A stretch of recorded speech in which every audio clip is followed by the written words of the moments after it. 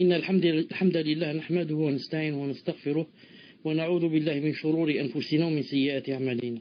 من يهده الله فلا مضل له ومن يضلله فلا هادي له، وأشهد أن لا إله إلا الله وحده لا شريك له، وأشهد أن محمدا صلى الله عليه وسلم عبده ورسوله. يا أيها الذين آمنوا اتقوا الله حق تقاته ولا تموتن إلا يا أيها الناس اتقوا ربكم الذي خلقكم من نفس واحدة وخلق منها زوجها وبث منهما رجالا كثيرا ونساء، واتقوا الله الذي تساءلون به وكان عليكم رقيبا. آمنوا اتقوا الله وقولوا قولا سديدا يصلح لكم أعمالكم ويغفر لكم ذنوبكم، ومن يطع الله ورسوله فقد فاز فوزا عظيما. ألا إن أصدق الكلام كلام الله، وخير الهدي هدي محمد صلى الله عليه وسلم، وشر الأمور محدثاتها، وكل محدثة بدعة، وكل بدعة ضلالة، وكل ضلالة في النار. أما بعد،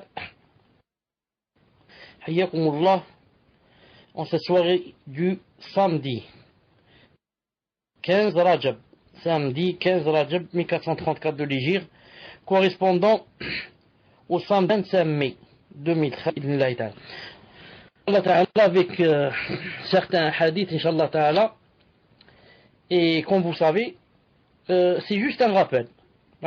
Ce n'est pas un cours, c'est juste qu'on dit comme ça quelques hadiths, Inch'Allah Ta'ala, pour se rappeler. Donc on reprend un ou deux hadiths où on s'était arrêté, on continue Inch'Allah Ta'ala. D'après Abdullah ibn Umar radiyallahu ta'ala anhu, que le prophète sallallahu alayhi wa sallam a dit: Allah va faire entrer les gens du paradis dans le paradis et les gens du feu dans le feu. Puis on va dire, ici il a dit il va dire, mais le vrai on va dire aux gens du paradis, il n'y a pas de mort. Aux gens de l'enfer, il n'y a pas de mort. Chacun sera éternellement là où il est. Bukhari Muslim, rapporté par Bukhari et Muslim. Donc Allah Ta'ala va faire entrer les gens du paradis dans le paradis et les gens du feu dans le feu. Puis on va dire, oh, il n'y a pas de mort. Aux gens de l'enfer, il n'y a pas de mort. Chacun sera éternellement là où il est. D'après Abu Hurayra radiyallahu ta'ala anhu, que le prophète sallallahu alayhi wa sallam dit: personne n'entre dans le paradis sans que la place qu'il aurait eue dans le feu s'il avait désobéi lui soit montrée. Ceci afin qu'il augmente en remerciement. Et personne n'entre dans le feu, en enfer, sans que la place qu'il aurait eue dans le paradis s'il avait obéi lui soit montrée, afin que ça soit une peine pour lui. Rapporté par Bukhari. Je répète ce hadith: personne n'entre dans le paradis sans que la place qu'il aurait eue dans le feu s'il avait désobéi lui soit montrée. Et ceci pourquoi? Afin qu'il augmente en remerciement. La personne, quand on lui dit que tu es des gens du pays, elle va sûrement sentir beaucoup de joie et remercier Allah subhanahu wa ta'ala pour cette grande ni'ma. Mais si on lui montrait aussi sa place de l'enfer s'il avait désobéi, ça va donc augmenter son remerciement. Il va remercier Allah subhanahu wa ta'ala deux fois. La première, qu'ils soient des gens du paradis. Et la deuxième, qu'ils ne soient pas des gens de l'enfer. Parce qu'on lui montre sa place dans l'enfer. Si on ne lui montre pas, il va rentrer directement au paradis. Peut-être qu'il va dire dans son cœur: j'étais du genre du paradis. Et il ne sait pas ce qu'il y a en enfer. Il ne sait pas, il n'a pas vu. Maintenant, on lui montre sa place en enfer. On lui dit: regarde où tu serais allé si tu n'avais pas obéi à Allah subhanahu wa ta'ala. Donc là, ça va quoi? Ça va l'aider à ce qu'il remercie Allah subhanahu wa ta'ala, il augmente son remerciement. Et la même chose pour le contraire. Il a dit: et personne n'entrera en enfer sans que la place qu'il aurait eue dans le paradis, s'il avait obéi, lui soit montrée. Pourquoi? Afin que ça soit une peine pour lui. Quand quelqu'un, on va le faire entrer en enfer, d'abord ça le grand malheur, ça un grand malheur d'être des gens de l'enfer et non du paradis. mais pour qu'il ressente encore, pour que ça soit plus grande que la rentrée en enfer, on va lui montrer aussi sa place du paradis s'il avait obéi à Allah subhanahu wa ta'ala.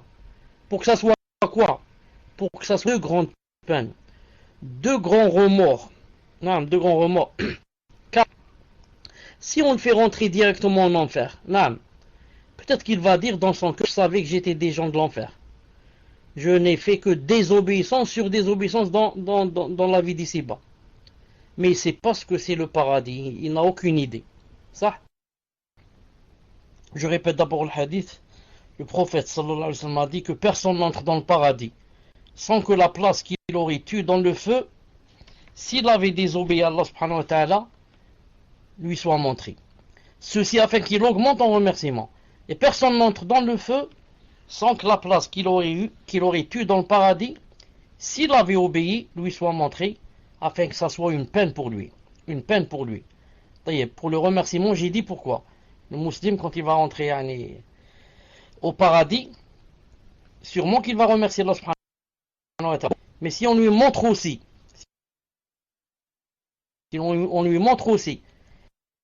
quelle aurait été sa place en enfer, s'il avait dit, ça va quoi dire alhamdulillah, parce que maintenant il a vu ce que c'est l'enfer et ce que alhamdulillah Allah subhanahu wa ta'ala de ce que alhamdulillah Allah subhanahu wa ta'ala l'a épargné. Et la même chose pour celui qui rentre en enfer.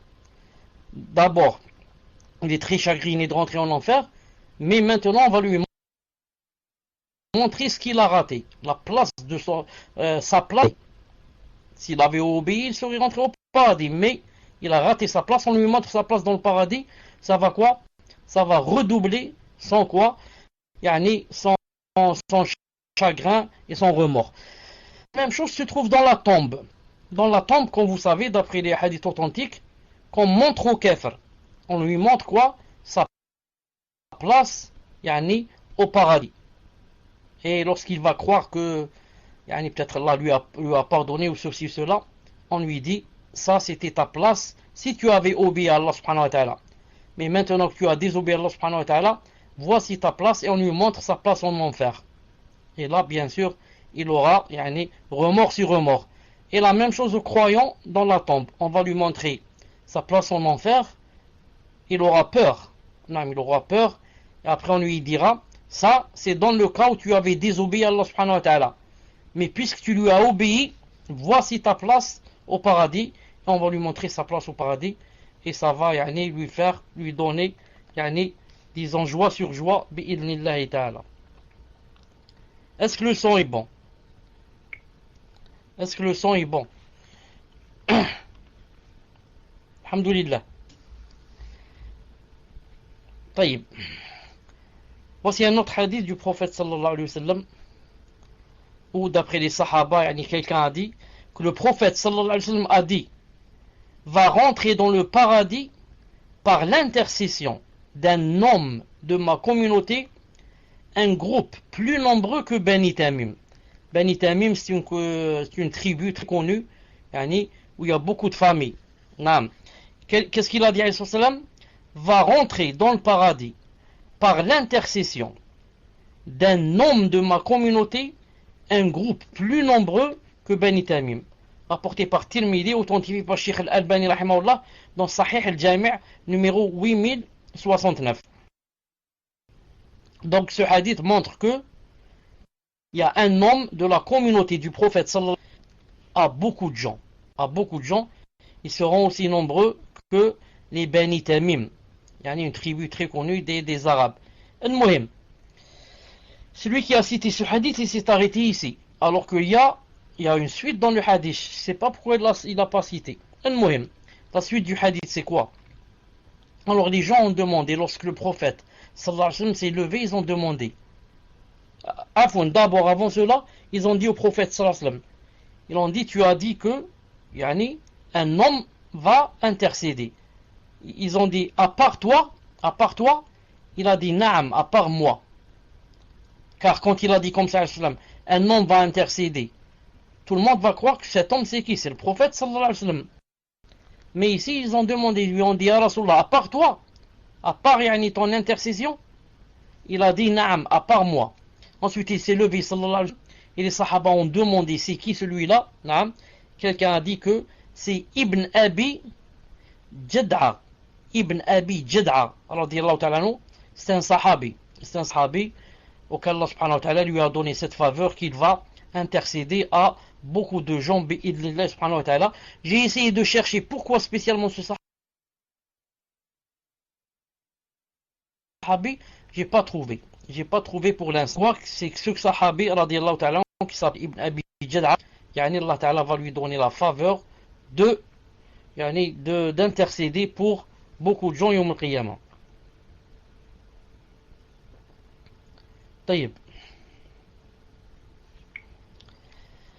D'après Ibn Sa'd radiyallahu ta'ala anhu, que le prophète sallallahu alayhi wa sallam a dit, il y a certes dans le paradis une porte que l'on appelle Rayyan. C'est par elle que les jeûneurs vont entrer dans le paradis et personne d'autre n'y entrera par elle. Lorsque le dernier des jeûneurs sera rentré, cette porte sera fermée. Celui qui y entre boira, et celui qui boira n'aura plus jamais soif. C'est pour ça que ça s'appelle Rayyan. De l'arabe rawa, le fi'l rawa. Il a bu, il s'est abreuvé, masha'Allah. Donc, une des portes du paradis s'appelle comment? Rayyan. C'est seulement pour ceux qui jeûnaient. Qui jeûnaient, bien sûr, qui était connu que c'était des gens qui s'adonnaient vraiment au jeûne. Par exemple, chaque jeudi et chaque lundi, ou chaque 13, 14, 15.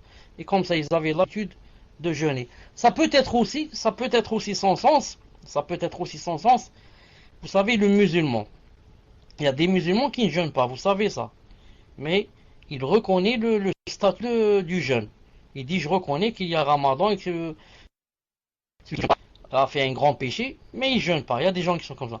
Donc celui-là, il est toujours musulman. Contrairement à celui qui dit, il n'y a pas de jeûne, je ne reconnais pas de jeûne. Celui-là, il est kafir, même s'il prie. Al-Muhim. Donc, celui qui ne jeûne pas, et qui reconnaît le caractère du jeûne, mais ne jeûne pas. Comme beaucoup de familles en Europe, puisse Allah Ta'ala leur pardonner. Qui ont vécu avec les kuffars et ont pris leurs habitudes. Al-Muhim. Je dis donc, s'il reconnaît le caractère du siyam, de l'obligation, il ne jeûne pas, il est toujours musulman, puis quand il va mourir, puisqu'il est musulman. Donc il va rentrer au paradis un jour ou l'autre. Même s'il va rester en enfer, je ne sais pas combien, un jour ou l'autre, il va rentrer au paradis. Celui-là, quand il va rentrer au paradis, il ne rentrera pas de la porte du Rayyan. Cette porte lui est fermée, parce que c'est la porte des jeûneurs. Celui-là, il ne jeûnait pas. Vous allez dire qu'est-ce qu'il a perdu, puisqu'il va rentrer au paradis? On va lui dire, chaque porte a des délices et des choses qui ne se trouvent pas dans l'autre porte.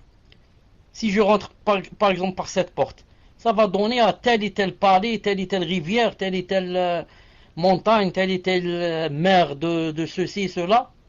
Mais maintenant, n'étant pas rentré par cette porte, je serai privé de tout ce qu'il y a qu'on peut manger et boire de cette porte si on était rentré. Vous avez compris? Donc il ratera beaucoup de choses. Al-Muhim. Ce hadith est sahih, je vous l'ai cité la fois passée. Il se trouve rapporté par Ibn Khuzayma, authentifié par Sheikh Al-Albani dans Sahih Targhib, numéro 979. Un autre hadith. D'après Muawiyah, radiyallahu ta'ala anhu, l'oncle de qui? L'oncle des croyants. Car sa sœur était l'épouse du prophète sallallahu alayhi wa sallam, Ramla. D'après le prophète, d'après Muawiyah, radiyallahu ta'ala anhu, que le prophète sallallahu alayhi wa sallam a dit, il y a certes dans le paradis une mer d'eau, une mer de lait, une mer de miel et une mer de vin, puis elle se sépare en fleuve ensuite. Je répète, il y a certes dans le paradis, qu'est-ce qu'il y a? Une mer de lait, une mer de miel et une mer de vin, puis elle se sépare en fleuve ensuite. Et il avait dit aussi une mer d'eau, rapporté par Tirmidhi 2571 et authentifié par Sheikh Al-Albani dans sa correction de Sunan Tirmidhi.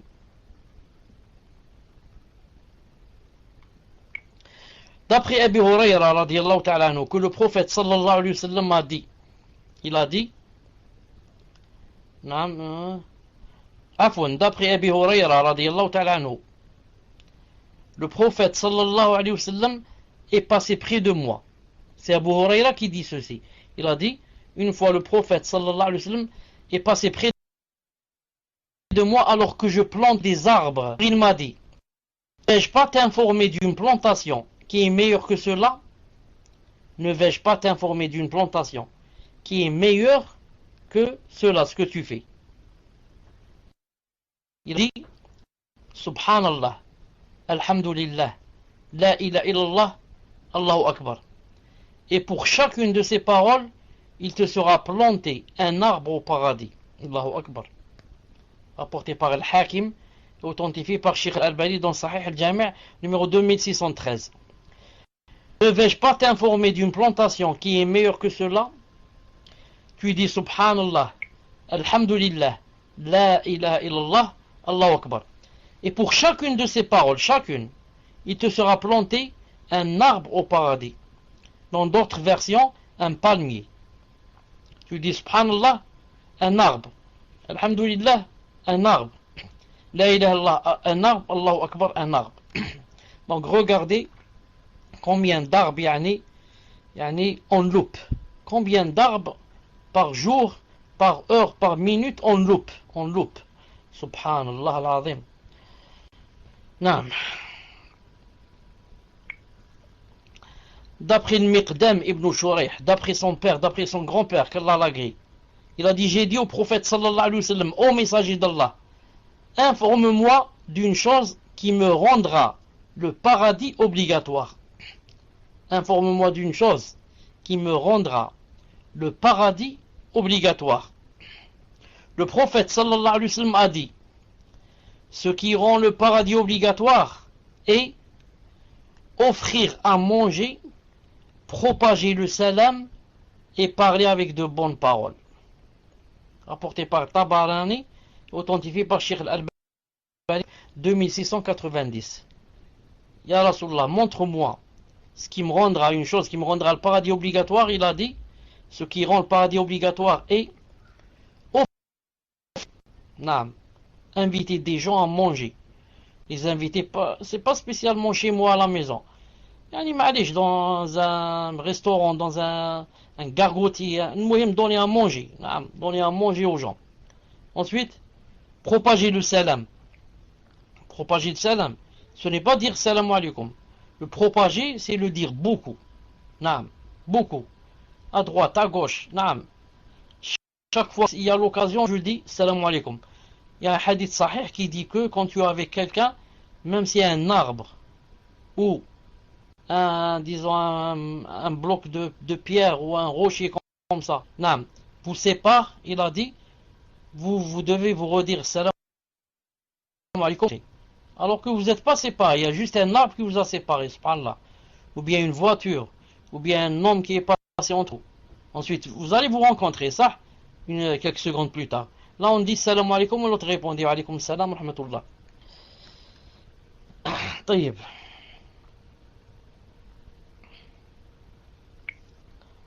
D'après Abu Ayyub, qu'Allah subhanahu wa ta'ala l'agrée, un bédouin a dit au prophète sallallahu alayhi wa sallam, ô messager d'Allah, certes j'aime les chevaux, y a-t-il des chevaux dans le paradis? Ô messager d'Allah, certes j'aime les chevaux, y a-t-il des chevaux dans le paradis? Le prophète sallallahu alayhi wa sallam a répondu, si tu rentres dans le paradis, il te sera donné un cheval de rubis. Rubis. Vous connaissez les rubis, combien c'est cher. Il te sera donné un cheval de rubis avec deux ailes. Sur lequel tu pourras monter, puis il volera avec toi là où tu voudras. Allahu Akbar. rapporté par Tirmidhi et authentifié par Sheikh Al-Albani rahimahullah dans Silsila Sahiha, numéro 3001. 3001. Ya Rasulallah, y a-t-il des chevaux dans le paradis? Il a répondu alayhi salam, si tu rentres dans le paradis, il te sera donné un cheval de rubis. C'est même pas plus que les émeraudes. Non, un cheval de rubis avec 2 ailes sur lequel tu pourras monter, puis il volera avec toi là où tu voudras. C'est toi qui commandes, tu donnes seulement des ordres et il va là où tu veux. Subhanallah al-Azim. Imagine-toi sur un cheval avec des ailes. Allahu Akbar, c'est trop beau, Allah. Yani, un cheval qui galope comme ça, déjà le fait de, pour ceux et celles qui ne sont jamais montés sur le cheval, ne connaissent pas la joie qu'on peut éprouver quand le cheval est en train de galoper. Pas quand il marche, ni quand il trotte. Quand il trotte, c'est même difficile, surtout pour un débutant, ça fait mal. Mais quand il commence à galoper, vous ne pouvez ce qu'on ressent dans le cœur. Imaginez maintenant, il vole. Subhanallah, imagine-toi à 100 ou là 300 mètres, yani, en volant comme ça, et que tu vois ce qu'il y a yani, en bas. Tu es en train de voir ce qu'il y a en bas sur le cheval. Subhanallah al-Azim. Subhanallah al-Azim. Naam. طيب. Allah subhanahu la yuhrimana hada. Naam.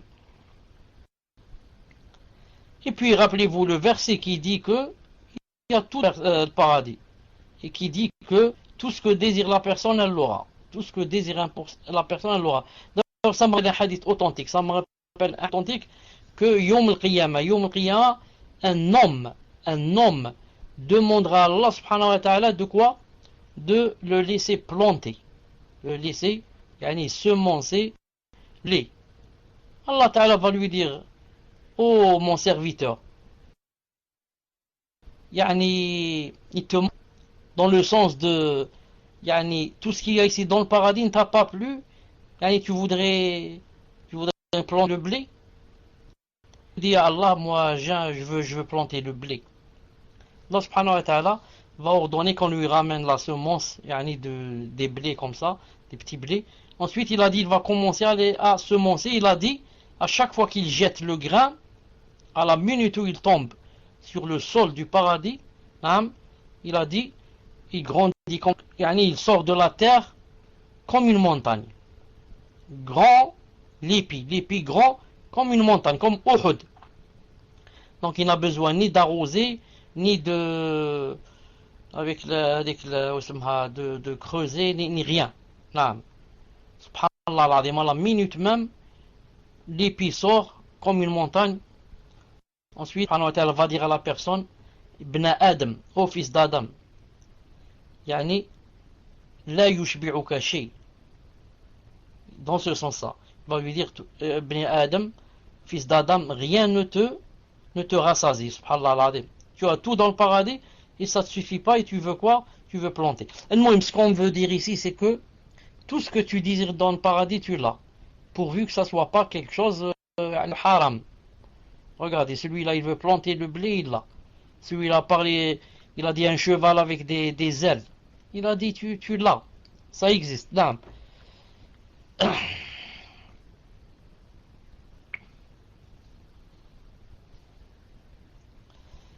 D'après Abu Dharr, radiyallahu ta'ala anhu, j'ai dit au messager d'Allah, apprends-moi un acte qui va me rapprocher du paradis et m'éloigner du feu. Le prophète sallallahu alayhi wa sallam m'a répondu, lorsque tu fais un péché, fais ensuite une bonne action, car elle compte 10 fois. J'ai dit au messager d'Allah, est-ce que la ilaha illallah fait partie des bonnes actions? Il répondit sallallahu alayhi wa sallam, oui, elle est la meilleure des bonnes actions. Subhanallah. Lorsque tu fais un péché, fais ensuite une bonne action. Pourquoi? Car elle compte 10 fois. La bonne action, c'est 10 fois, c'est pas comme le péché. Et le verset, il y a un verset qui dit que si tu fais un péché, fais-le suivre par une bonne œuvre, elle les suit. Alors le sahabi a demandé, quand on lui a dit qu'il faut faire de bonnes actions, c'est quoi les bonnes actions? C'est l'aumône, c'est la umrah, c'est quoi? Il a dit à Rasulullah, et quand je dis la ilaha illallah, c'est une bonne action? Il a répondu alayhi salam, oui, Oui, c'est la meilleure des bonnes actions. Donc qu'est-ce qu'on prend de ce hadith? On prend de ce hadith que quand on fait un péché, on doit faire des actions pour l'effacer. Et qu'est-ce qu'il y a parmi les bonnes actions et les meilleures? C'est la ilaha illallah. Regardez combien c'est facile. La ilaha illallah, la ilaha illallah, la ilaha. Comme ça, je l'ai dit avec sincérité, de mon cœur, du plus profond de mon cœur, avec sincérité. Ça quoi? Ça, subhanallah al-azim, ça éloigne de l'enfer et ça rapproche du paradis. Et ce hadith, bien sûr, a été rapporté par l'imam Ahmed et authentifié par Sheikh Al-Albani dans Silsila Sahiha 1373.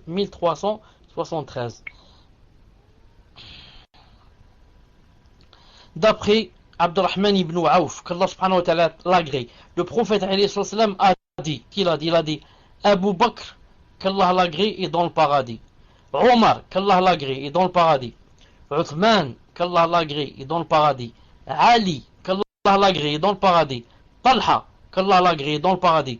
Zubayr ibn al-Awwam, qu'Allah l'agrée, est dans le paradis. Abdurrahman ibn Auf, qu'Allah l'agrée, il est dans le paradis. Saad ibn Abi Waqqas, qu'Allah l'agrée, est dans le paradis. Saïd ibn Zayd, qu'Allah l'agrée, est dans le paradis. Abu l'agrée est dans le paradis. Apporté par Tirmidhi, authentifié par Sheikh Al-Albani, 3747. Donc, qu'est-ce qu'on dit aux Rawafid? Aux Majus, aux adorateurs du feu, des Rawafid, qu'est-ce qu'on leur dit? Mourez de chagrin. Mourez de chagrin. Abu Bakr est dans le paradis. Omar est dans le paradis. Uthman est dans le paradis. Mourez de chagrin. J'ai cité ces trois, j'ai pas cité Ali, parce qu'Ali, eux, ils l'adorent. Ils le suivent, mais ils l'adorent. Donc, ces trois grands seront dans le paradis. D'après le Mughira ibn Shu'ba, que le prophète sallallahu alayhi wa sallam a dit, il a dit, certes, Moussa a demandé à son Seigneur, certes, Moussa alayhi salam, le prophète, Moussa alayhi salam, a demandé à son Seigneur, quel est celui qui a le plus bas degré des gens du paradis? Quel est celui qui a le plus bas degré des gens du paradis? Allah lui a répondu, c'est un homme qui va venir après que les gens du paradis soient rentrés dans le paradis. Et à qui on va dire? On va lui dire, rentre dans le paradis. Il va dire, Seigneur, comment? Alors que les gens sont dans leur demeure et ont pris ce qu'ils devaient prendre. Il lui sera dit, serais-tu satisfait de posséder ce que possède un roi dans la vie d'ici-bas? Donc on est en train de parler de qui?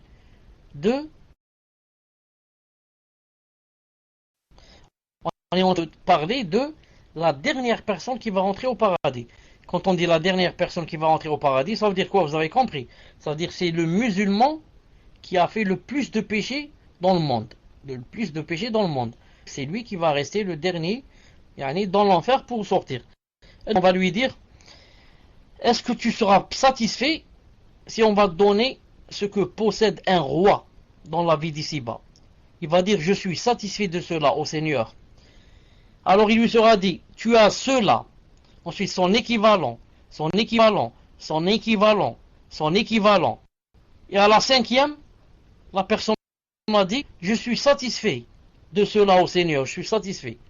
Allah va dire, ceci est à toi et 10 fois son équivalent. Tu as ce que tu désires et réjouis ton œil.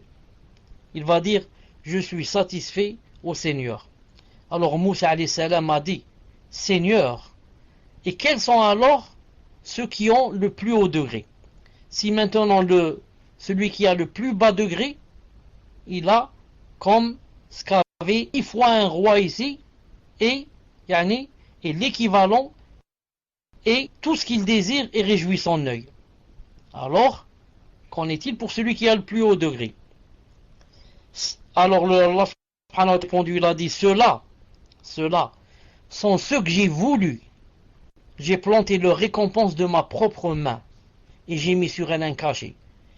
Ils ont ce qu'aucun œil n'a vu, et ce qu'aucune oreille n'a jamais entendu, et ce qu'aucun être humain n'a jamais imaginé. Il a dit, il y a là la confirmation de cela dans le Coran. Allah Ta'ala a dit, aucune âme ne sait ce qui leur a été réservé. Aucune âme ne sait ce qui leur a été réservé comme réjouissance pour les yeux en récompense de ce qu'ils œuvraient. Sijda 32, verset 17. En arabe, attendez, cherche en arabe, qu'est-ce que ça donne ça? Il a dit, comment il a dit? Aucune âme ne sait, ce qui leur a été réservé. وَمَا تَدْرِي نَفْسٌ ce qui leur a été réservé, comment je... طيب فلا تدري نفس طيب j'ai oublié la suite du verset, une seconde. فلا تدري نفس طيب لا تعلم نفس صح بارك الله فيك لا تعلم نفس ما أخفي لهم من قرة أعين جزاء بما كانوا يعملون فلا تعلم نفس ما أخفي لهم من قرة أعين جزاء بما كانوا يعملون. نعم بارك الله فيك. D'après Abi Saïd radiyallahu ta'ala, Abi Saïd Khudri radiyallahu ta'ala anhu, que le prophète sallallahu alayhi wa sallam a dit 5 choses.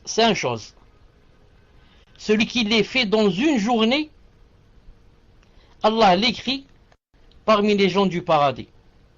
5 choses. Celui qui les fait dans une journée. Il faut faire les 5 dans une journée. Qu'est-ce qu'il sera alors? Allah subhanahu wa ta'ala va l'écrire parmi les gens du paradis. Quelles sont ces 5 choses? 1. Celui qui visite un malade. 2. Celui qui a une cérémonie funéraire. 3. Celui qui jeûne le jour-là. 4. Celui qui va au Jumu'ah. 5. Celui qui a affranchi un esclave. Donc il faudrait que ça coïncide avec le vendredi. Il faudrait que ça coïncide avec un vendredi, parce qu'il a dit celui qui assiste au Jumu'ah. Donc visite un malade. Assiste à une cérémonie funéraire. Jeûne et affranchi un esclave. Rapporté par Ibn Hibban, authentifié par Sheikh Al-Albani, numéro 686 dans Sahih Targhib. D'après Ibn Abbas radiyallahu ta'ala anhu, que le prophète sallallahu alayhi wa sallam a tracé 4 traits sur le sol. Il a tracé 4 traits sur le sol. Puis il a dit, c'est quoi ces 4 traits? Puis il a dit, savez-vous ce que c'est? Savez-vous ce que c'est ces 4 traits? Les compagnons ils ont répondu, Allah et son messager sont plus savants. Ça veut dire on n'a pas de science, on ne sait pas ce que c'est. Alors le prophète a répondu, il a dit, les meilleures femmes du paradis sont, c'est-à-dire les 4 traits, les meilleures femmes du paradis sont, la première, Khadija bint Khuwaylid, la première épouse du prophète sallallahu alayhi wa sallam. Il l'avait épousée alors qu'il avait quel âge? 25 ans. Et elle combien? 40 ou plus. Et c'était la première fois qu'il se mariait. Quand quelqu'un se marie la première fois, il voudrait que sa femme ne soit pas plus âgée que lui, en général. Et elle était déjà mariée et divorcée. Et 2 fois. Une fois son mari mort, une fois divorcée. Donc c'était son 3e époux. Donc pour ceux qui disent que le prophète sallallahu alayhi wa sallam aimait les femmes, etc., et courait derrière les femmes, etc. Tout ça donc, c'est un démenti pour eux. Là. Khadija bint Khuwaylid. La deuxième, Fatima bint Muhammad, Fatima sa fille. La troisième, Maryam bint Imran, Marie, fils de Imran. La quatrième, Asia bint Muzahim, la femme du pharaon. Asia bint Muzahim, la femme du pharaon, parmi les 4 meilleures femmes du paradis. Subhanallah, Allahu Akbar. Rapporté par Ahmed, authentifié par Cheikh Al-Albani dans Silsila Sahiha 1508. D'après Bouraïda, qu'Allah subhanahu wa ta'ala l'agrée, que le prophète alayhi salam a dit, les juges sont en nombre de 3, 2 dans le paradis et 2 en enfer. Donc les juges, combien qu'il y a en général, il y a seulement 3 juges, 3 sortes de juges. 2 iront en enfer, un seul des 3 juges ira au paradis. Quel est celui qui va aller au paradis? C'est l'homme qui quoi? Qui a jugé avec. Celui qui a connu le haqq, la vérité, et a jugé avec, celui-là ira au paradis. Et les deux autres juges qui iront en enfer, c'est qui? Celui qui n'a pas connu la vérité, donc a jugé avec ses passions. Il ira en enfer. Et le troisième, c'est qui? Celui qui a connu la vérité et n'a pas jugé avec. Il ira en enfer. Donc pour aller au il faut quoi? Avoir connu la vérité et avoir jugé avec. Et ceux qui vont aller en enfer, les deux juges, ou bien il n'a pas connu la vérité, donc a jugé avec ses passions et sa philosophie, ou bien a connu la vérité et l'a laissé de côté et a jugé avec autre chose. A jugé avec autre chose. Celui-là ira en enfer. Rapporté par Abu Daoud et authentifié par Al-Albani rahimahullah dans sa correction de Sunan Abi Daoud 3573. D'après Abu Umama radiyallahu ta'ala anhu, que le prophète islam a dit, je garantis une maison à la périphérie du paradis. Je garantis une maison aux abords du paradis. Pour qui? Pour celui qui délaisse la polémique, même s'il a raison. En islam, c'est pas bien de les polémiquer, faire des divergences. Non, non, je me tais, j'aime pas les polémiques. Si, même j'ai raison, je me tais. Non. Il a dit, quiconque laisse la polémique alors qu'il a raison, je lui garantis une maison dans la périphérie du paradis. Ensuite, il a dit, sallallahu alayhi wa sallam, naam, je garantis une maison, cette fois, au milieu du paradis. Pas dans les abords, au milieu du paradis. Pour qui? Pour celui qui délaisse le mensonge, même s'il plaisante. Il délaisse le mensonge, même s'il plaisante. Naam. Ça rentre quoi à l'intérieur? Les blagues, etc. Enfin, je suis en train de plaisanter, il ment. Je suis en train de plaisanter. Naam. Je viens de rencontrer X et il te passe salam. Ah bon? Où est-ce que tu l'as vu? Ah, je plaisante. J'étais en train de plaisanter. Tout ça, il a dit, celui qui délaisse le mensonge. Lorsqu'il plaisante, même s'il plaisante, il a dit, je lui garantis une maison. Je lui garantis une maison au milieu du paradis. Au milieu du paradis. Ensuite, il a dit, sallallahu alayhi wa sallam, et je garantis une maison en haut du paradis. Dans le haut, vous savez, dans le paradis, plus on monte, plus c'est mieux. Il a dit, dans le paradis. À qui? Il a dit, à celui qui améliore son comportement. À celui qui améliore son comportement. Alhamdulillah, vous avez remarqué que la plupart de ceux qui rentrent en islam et commencent à appliquer avec sincérité que quoi? Allahu Akbar, alhamdulillah, on voit, tout le monde remarque qu'il y a quoi? Qu'il y a vraiment un changement dans le comportement. Non. Et malheureusement, il y a des gens qui, ça fait 20 ans ou 30 ans qu'ils ont commencé la prière, mais aucun changement.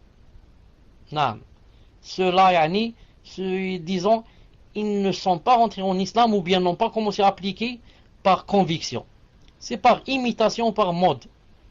Ou alors, il a vu ses parents comme ça, il essaie d'imiter ses parents. Mais toute personne qui a été contre Allah, qui a fait la tauba, ou bien embrassé l'islam, si elle était déjà mécréante, subhanallah al-azim, quand elle commence à appliquer, vous remarquez que son comportement, et sa mentalité aussi bien sûr, a viré à 180 degrés. Elle était tout à fait à gauche, elle était tout à droite. Subhanallah al-azim. Même les gens s'étonnent. Ils disent subhanallah al-azim, notre voisin, depuis qu'il a la barbe, il a changé complètement. Qu'est-ce qui s'est passé? Même eux, ils comprennent pas peut-être. Qu'est-ce qui s'est passé? Il a changé complètement. Même les parents remarquent, ils disent notre fils, notre fille, subhanallah al-azim, ils ont changé complètement depuis qu'ils commencent à appliquer l'islam. Subhanallah. C'est comme ça, c'est ça la preuve que tu es sur le vrai chemin, comme on dit. Non. Sinon, il y a des gens, comme je vous ai dit, subhanallah al-azim, qui, ça fait des années qu'ils prient, mais ils n'ont jamais changé. Je connais quelqu'un, subhanallah al-azim, jusqu'à de nos jours, quand il parle, il dit des gros mots. Non, aucun changement. Ni dans le physique, ni dans la façon de parler. Subhanallah al-azim. Cette personne dont je vous parle, elle est même une personne qui n'a rien, qui rien n'a changé en elle. Elle est partie Umrah, pour vous dire. Elle part à la Umrah presque, disons, une fois par mois. Presque tous les mois Umrah. Cette personne, je la connais. Ça fait pas longtemps qu'elle est allée à Umrah. Qu'est-ce qu'elle a à Umrah? Alors Umrah, il y a l'hôtel, etc. De l'hôtel, elle a volé un téléviseur. Un petit téléviseur qu'on donne dans une chambre personnelle. Elle l'a volé, subhanallah al-azim. Subhanallah al-azim. Donc, à quoi ça lui sert d'aller à Umrah? Vaut mieux qu'elle n'aille pas pour ne pas faire le haram. Subhanallah, un vol à la Umrah, c'est pas comme un vol chez nous. Donc, c'est pour dire que il y a des gens, ils n'ont été influencés. Ça se voit qu'ils sont pas sur le vrai chemin. Non. Ça, leur tauba n'est pas tauba nasuh, comme on dit. المهم.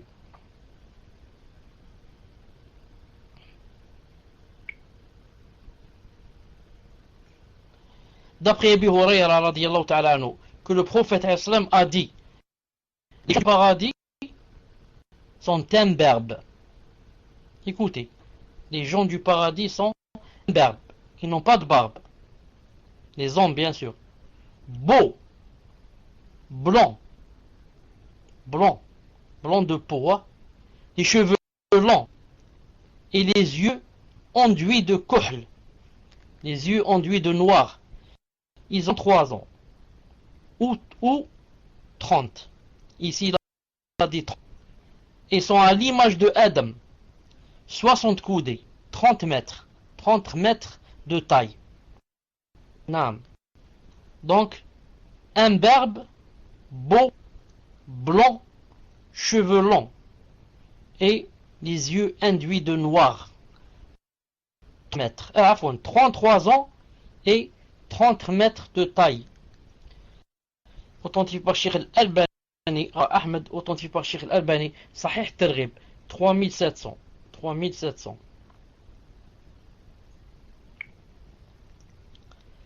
D'après Anas, radiyallahu ta'ala anhu, que le prophète sallallahu alayhi wa sallam a dit, écoutez ce hadith, il a dit, on fera venir, Yawm al-Qiyamah, le jour de la résurrection, on fera venir des gens du paradis qui a eu le plus d'épreuves dans la vie d'ici-bas. Et on va lui dire, plongez-le une fois dans le paradis. Alors il y sera plongé. Puis Allah Ta'ala va dire, ô fils d'Adam, as-tu vu dans le passé une quelconque difficulté ou bien une chose que tu détestes? Alors il va dire, non, par ta puissance, je jure par ta puissance, je n'ai jamais vu une chose que j'ai détestée. Donc ça c'est qui? Ça, c'est la personne du paradis qui va rentrer au paradis et qui était dans ce bas monde, la plus misérable. Donc, quand on va le goûter une fois dans le paradis, il va dire, je n'ai jamais vu de difficulté dans ma vie. Tellement, ça tout oublié, tellement ça lui fait tout oublier. Ensuite, on va venir celui des gens de l'enfer, la personne de l'enfer qui a eu le plus de bienfaits dans la vie d'ici-bas. On va faire venir de l'enfer qui, quand elle était dans ce bas monde, elle avait le plus de quoi? De bienfaits, le plus de délices, le plus de plaisir, le plus d'argent, le plus de ceci, rien ne lui manquait. Naam. Et disons comme un prince qui vivait comme un prince ou un roi, rien ne lui manquait, il avait tout, etc. Puis Allah Ta'ala, on va ordonner qu'on la plonge une fois dans quoi? Dans le paradis. Taïb. Plonger dans l'enfer. On va plonger une fois dans l'enfer. Ensuite on va lui dire: ô fils d'Adam, as-tu vu dans le passé un quelconque bien ou bien une chose qui a réjoui ton œil, alors qu'il a vécu seulement dans les plaisirs? Mais on va lui dire maintenant, quand tu as plongé une fois dans l'enfer, est-ce que tu te rappelles avoir passé un quelconque bien ou bien qui a réjoui ton œil? Il va dire: non, par ta puissance, ya Allah, par ta puissance, je n'ai jamais vu aucun bien ni une chose qui a réjoui mon œil. Par Al-Bani, Silsila Sahiha 1167. Donc regardez, tous les plaisirs qu'il a eu dans ce bas monde, mais le fait qu'il soit trompé seulement une seconde en enfer va tout lui faire oublier. Tout lui faire oublier. Qu'il était roi, qu'il était prince, qu'il était le milliardaire, qu'il était ceci, cela. Ça ne vaut rien quand on l'a plongé seulement quelques secondes dans vice versa. Pour celui des musulmans qui a vécu ici dans la grande misère, tout ça il va l'oublier juste si on le plonge une seconde dans le paradis. Il va tout oublier.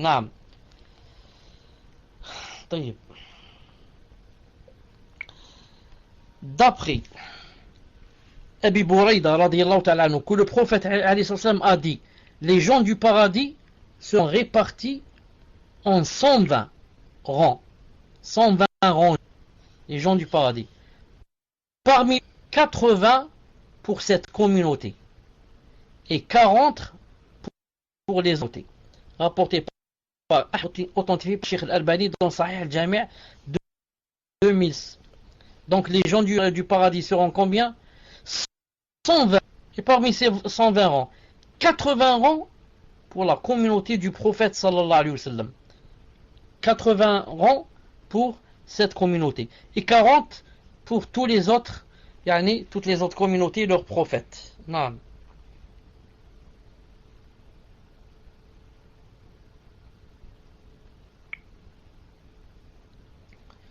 D'après Jabir radiyallahu ta'ala anhu, que le prophète sallam a dit: ô Ka'b ibn Ujra, ô Ka'b, il lui a dit: certes, ne rentre pas dans le paradis une viande, dans le sens une chair, ou bien une viande qui a été nourrie de haram,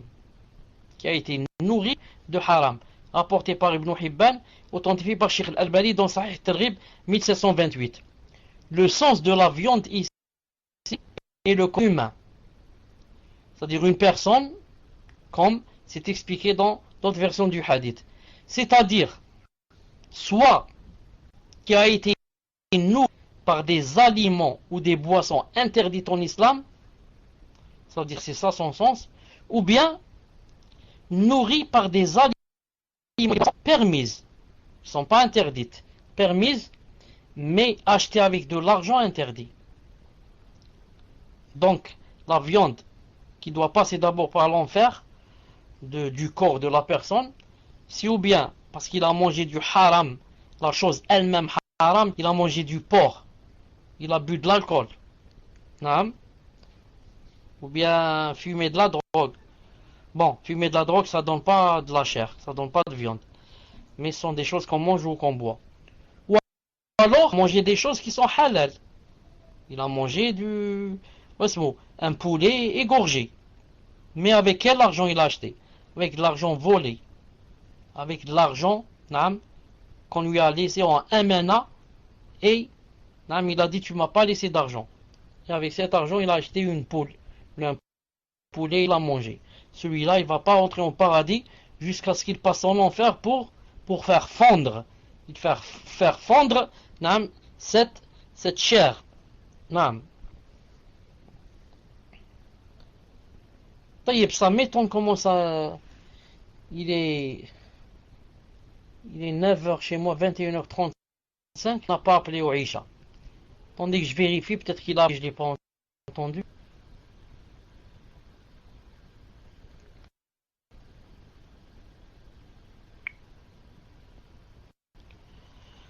Dans 3 minutes. D'accord. Alhamdulillah. Donc on va s'arrêter ici, Inch'Allah Ta'ala. Dans le prochain cours, si vous voulez. Au lieu de parler du paradis, on parlera de l'enfer. Vous voulez.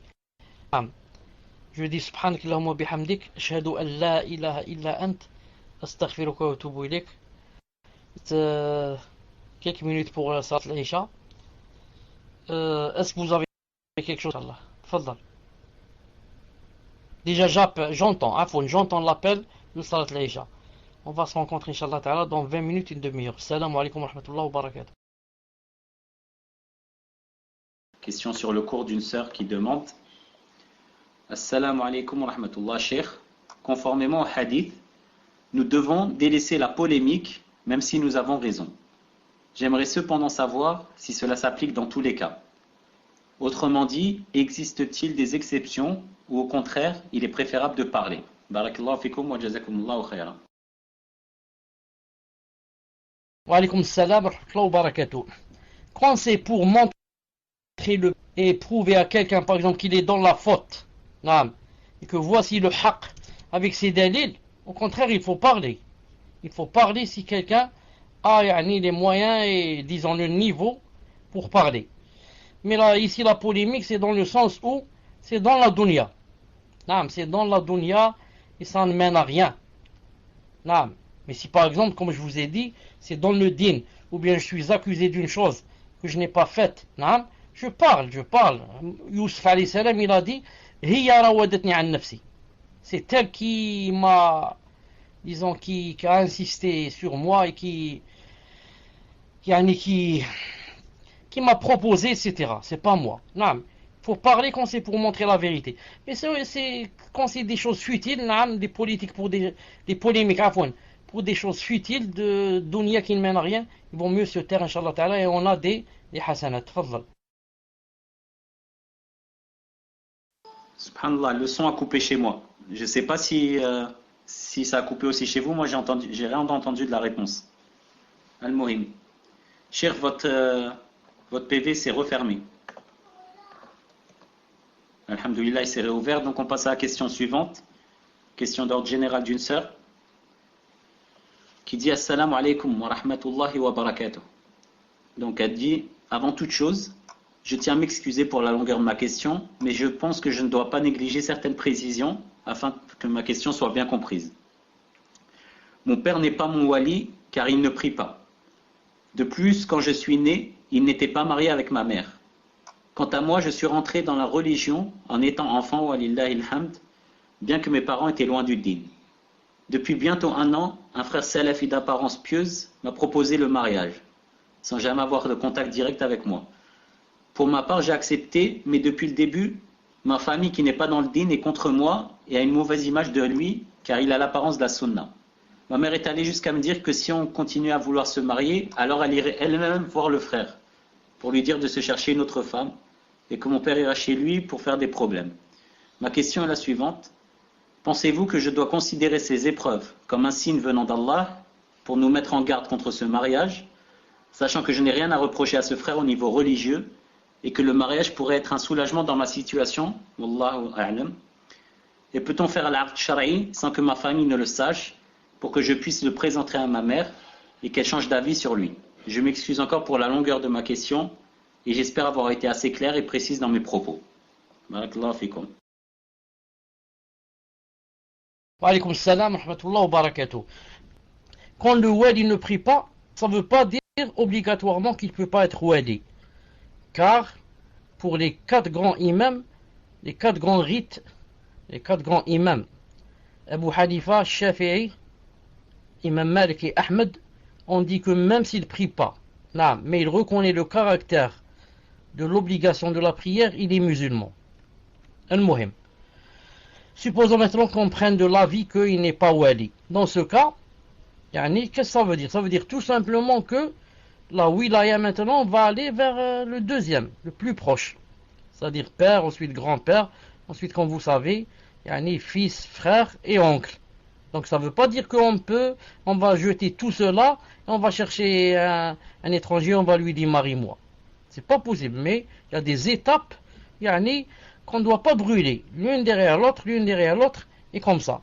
Maintenant, quand quelqu'un se présente, il remplit toutes les conditions, et que le père ne veut pas marier, ça veut dire tout simplement que la wilaya s'enlève de lui et la wilaya va vers l'autre, le plus proche, et ainsi. Il faut juste savoir qu'il y a des étapes à ne pas brûler, bi'idhnillah subhanahu wa ta'ala, et que ensuite les gens choisissent, ou bien ils enlèvent la wilaya et la donnent au plus proche comme j'ai dit, ou bien la personne, comment on dit, ou bien qu'elle patiente pour ne pas perdre ses parents, jusqu'à ce que Allah subhanahu wa ta'ala lui fasse une solution en essayant, bien sûr, de les convaincre et d'apporter des gens pour les convaincre, bi'idhnillahi ta'ala.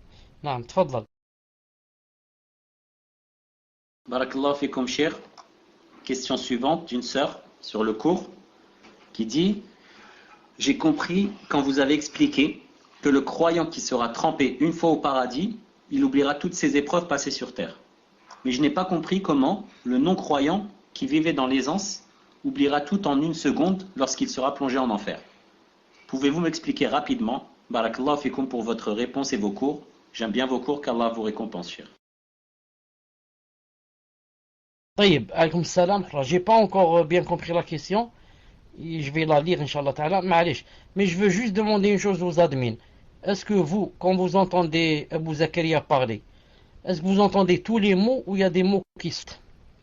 J'attends votre réponse, Inch'Allah ta'ala. Si c'est tous les mots, vous écrivez un.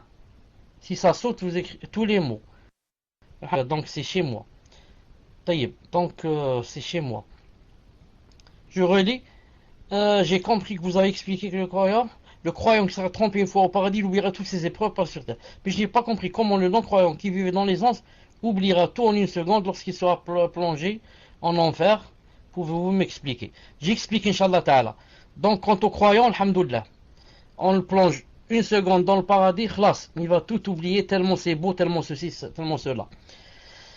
Quant au mécréant, quand on va le plonger juste une seconde en enfer, tellement c'est difficile, tellement c'est chaud, tellement c'est douloureux que tout ce qu'il a vécu ici, je sais pas, des 10 20 ans là, dans le plaisir et dans les délices, il va l'oublier. Tellement quoi? Tellement c'est grave ce qu'il voit maintenant, tellement c'est difficile, tellement c'est choquant, tellement c'est malheureux, tellement c'est chagrinant, tellement c'est... Vous avez compris? Voilà la réponse, elle est très simple. Naam. Ça t'efface tout. Tellement le supplice d'Allah, le châtiment est grand et difficile, et le châtiment de l'enfer, le adab de l'enfer, le supplice tellement il est grand, il te fait oublier tout le plaisir du monde que tu as vécu, même si tu étais un roi dans ce bas monde. Inch'Allah ta'ala que c'est clair. Tfadlal. Barakallahu fikum, cher. Question suivante d'un frère ou d'une sœur, Allahu a'lam, qui dit: j'aimerais savoir si on se rend compte qu'on a fait un acte annulant l'islam. Quel est notre statut? J'essaye d'appliquer un maximum, j'essaye de faire de mon mieux, mais des fois il y a des choses qui sont plus fortes que moi. Dans mon cœur, par exemple, le fait, par rapport à la polygamie, je reconnais qu'Allah l'a autorisé, que c'est un bien, mais mes sentiments par moments sont plus forts. Et la semaine dernière, vous avez lu un hadith qui disait que les hommes au paradis auront 2 femmes minimum. Ça m'a fait de la tristesse dans mon cœur, alors que je sais qu'on n'aura plus de jalousie. Cela me fait peur, car il y a un annulant de l'islam qui dit: celui qui déteste une chose venue du messager d'Allah est un mécréant. Et même s'il la met en pratique, je ne pratique pas la polygamie. Malgré ça, je fais dua pour qu'Allah fasse que j'aime tout ce qu'il aime et déteste tout ce qu'il déteste. Barakallahu fik, Cheikh, pour votre réponse. Qu'Allah vous préserve. Wa alaykoum salam wa rahmatullahi wa barakatuh.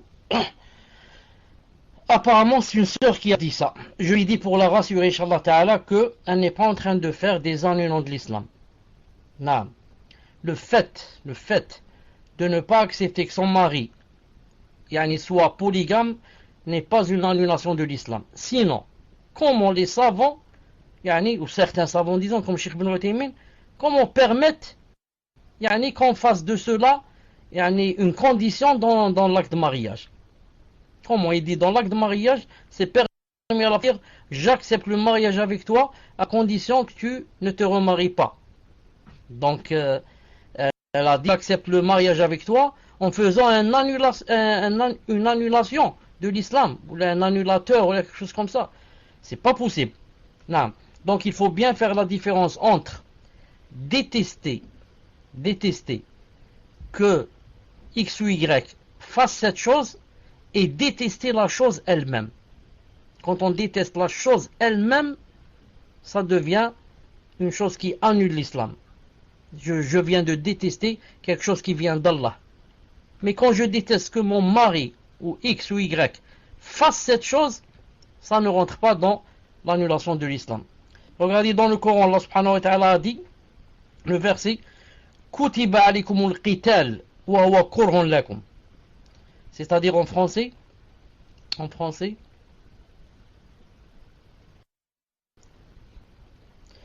le combat vous a été prescrit alors qu'il vous est désagréable. Non. Or, il se peut que vous ayez de l'aversion pour une chose alors que elle vous est un bien. Donc, Allah Ta'ala a dit qu'il se peut que vous ayez de l'aversion, tu détestes une chose alors qu'elle est un bien. Le combat, le djihad, c'est prescrit par qui? Par Allah ou par les êtres humains? Par Allah. Et pourtant Allah Ta'ala a dit wa huwa kurhun lakum, alors qu'il vous est désagréable. Non, mais on n'aime pas mourir. Je n'aime pas aller au djihad parce que j'ai peur de mourir et je laisse ma femme et mes enfants et ma voiture. Mais est-ce que j'ai détesté que Allah Ta'ala ait prescrit le djihad? Non, j'ai pas détesté le djihad. J'aime que les gens aillent au djihad et que l'islam triomphe.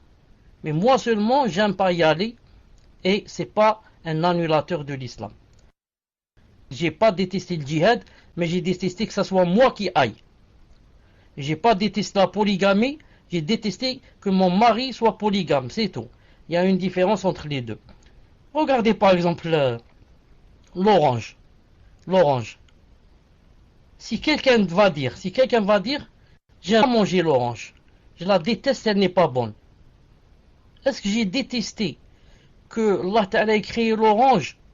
Non, moi j'aime pas l'orange, j'aime pas la manger. Mais maintenant si je dis, c'est haram de manger l'orange, c'est interdit de manger les oranges, là je suis devenu mécréant. Allah Ta'ala a dit c'est halal, c'est permis de manger l'orange, moi j'ai dit non, c'est interdit de manger l'orange.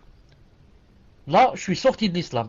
Mais si je m'interdis à moi, je dis moi je mange pas les oranges, elles ont un mauvais goût, je les aime pas. Dès que je mange j'ai envie de vomir, c'est pas interdit. Parce que j'ai pas détesté. Allah a créé l'orange, mais j'ai détesté l'orange, je veux pas la manger, c'est tout. J'espère que c'est clair, Inch'Allah Ta'ala. Tfadal. Barakallahu fikum, Cheikh. Normalement, bi'idhnillah, c'est très clair. Cheikh, il y a une sœur, ou un frère, à un point, qui avait posé une question sur la pêche avec des vers de terre. Et il voulait savoir si vous aviez une réponse ou pas. Barakallahu fikum, Cheikh. J'ai pas trouvé une réponse très claire. Mais apparemment c'est permis, Wallahu a'lam. Parce que j'ai 4 ou 5 dalils qui sont dans ma tête maintenant. Que si vous voulez, je vous les cite comme ça très vite. Regardez, en islam par exemple, c'est permis de prendre le chameau. Quand on va faire le hadi du hajj, et subhanallah, on le frappe comme ça avec le couteau sur quoi? Sur sa bosse. On fait rentrer le couteau comme ça d'un coup, et on laisse le sang couler comme ça, et on tient le chameau par les brides, on le fait marcher avec le sang qui coule comme ça, et on ne dit pas on a fait mal à ce chameau, mais parce que ce qu'on fait, c'est yani ta'zim sha'airullah. C'est plus fort, plus beau que le fait de blesser un chameau. Regardez par exemple au temps du prophète sallallahu alayhi wa sallam, quand on faisait la course, pour faire la course des chevaux, des fois on prenait le cheval, on le faisait courir, vraiment une longue distance. Ensuite on le ramène à l'écurie, qu'est-ce qu'on fait? On le couvre, il est plein de sueur, on le couvre avec des couvertures, on le laisse 2 ou 3 jours sans manger.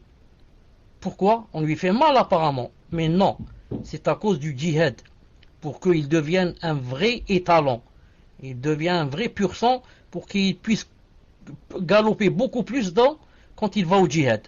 Donc on ne dit pas pourquoi ici j'ai fait mal au cheval.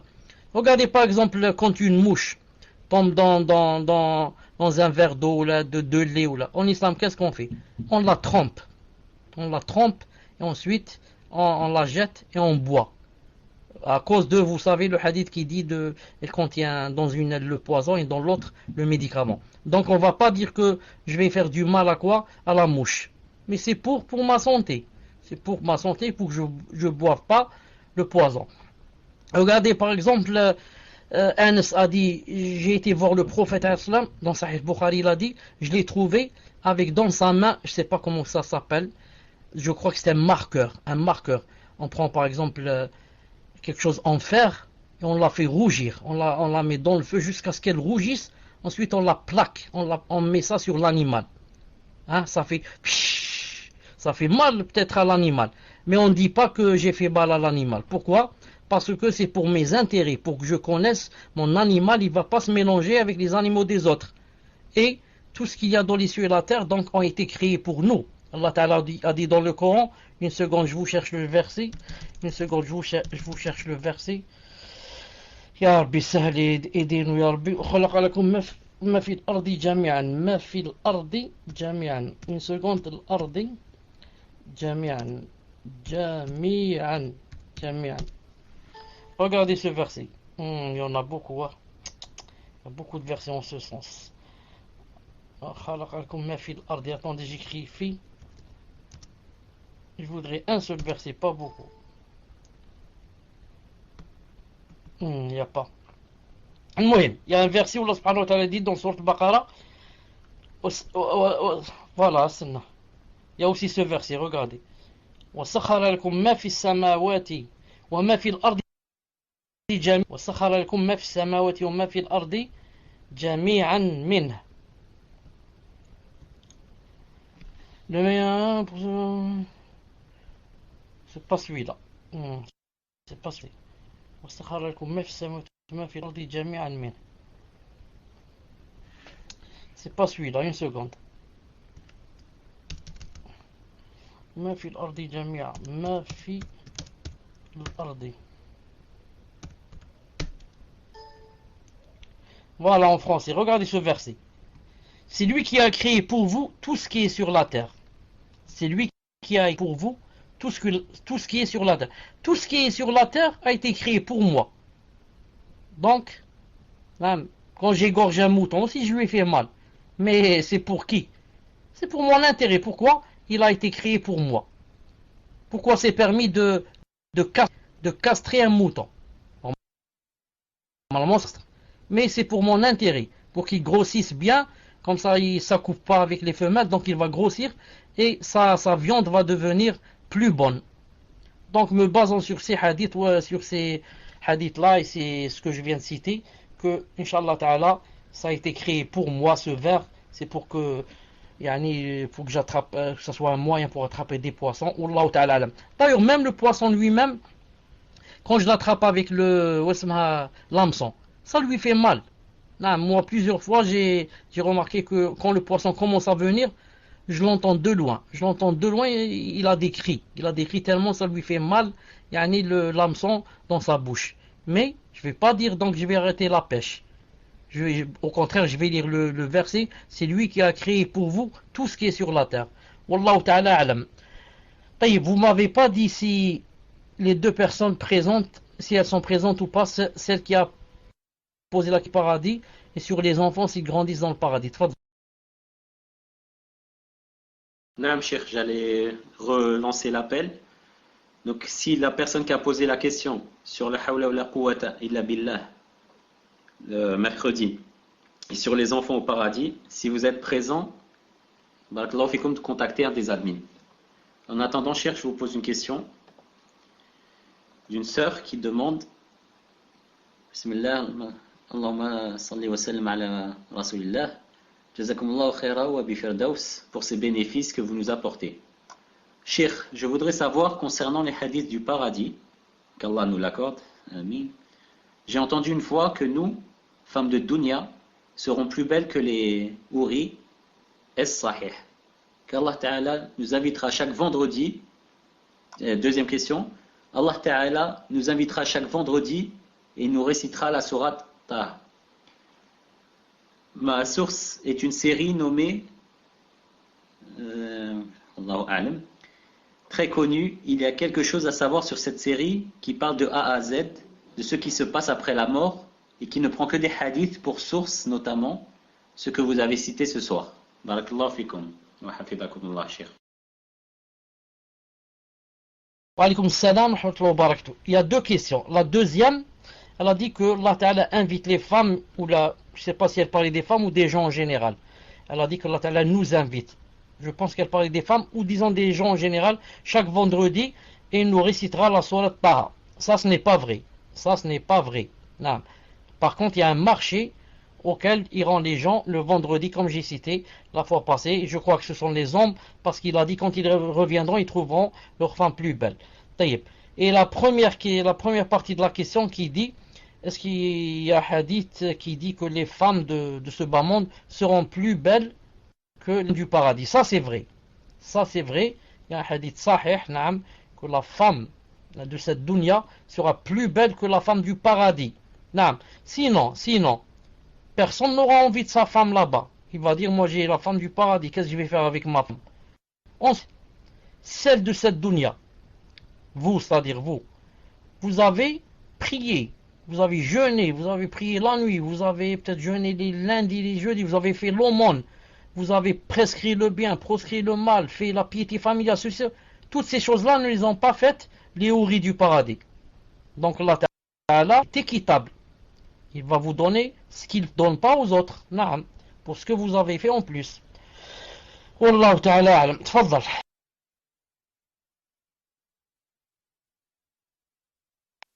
Barakallahu fikum, Cheikh. Cheikh, la sœur qui avait posé la question sur la muqabala avec le frère a ajouté la précision selon laquelle le père est sorti de l'islam, même s'il est maghrébin, étant jeune, et il n'était pas marié quand la sœur est née. Donc est-ce que ça change quelque chose? Barakallahu fikum, Cheikh. Il n'était pas marié quand la sœur est née. Est-ce que tu as compris qu'est-ce que ça veut dire? J'ai pas beaucoup compris.